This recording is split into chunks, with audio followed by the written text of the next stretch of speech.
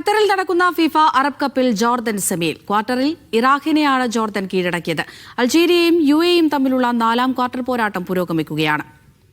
വിവരങ്ങൾ നൽകാനായി അബ്ബാസ് മുഹമ്മദ് ചേരുന്നുണ്ട്. തത്സമയം അബ്ബാസ്, എങ്ങനെ പുരോഗമിക്കുന്നു മത്സരം?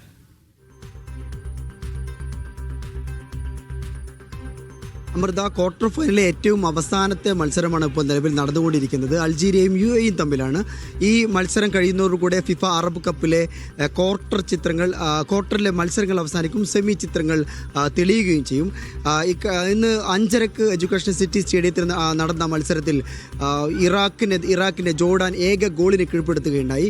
41ാമത്തെ മിനിറ്റിലാണ് പെനാൽറ്റിയിലൂടെയാണ് ജോർഡാൻ ഗോൾ കണ്ടെത്തിയത്. ഇതോടുകൂടെ ജോർദാൻ സെമിയിലേക്ക് പ്രവേശിച്ചു. ജോർഡാനും സൗദിയും തമ്മിലാണ് സെമി ഫൈനൽ മത്സരം. കഴിഞ്ഞ ദിവസം ഫലസ്തീനെ എക്സ്ട്രാ ടൈമിൽ 115ാമത്തെ മിനിറ്റിൽ ഗോൾ കണ്ടെത്തിയാണ് 1-2 ഗോളിന് സൗദി സെമിയിലേക്ക് ടിക്കറ്റ് എടുത്തിരുന്നത്.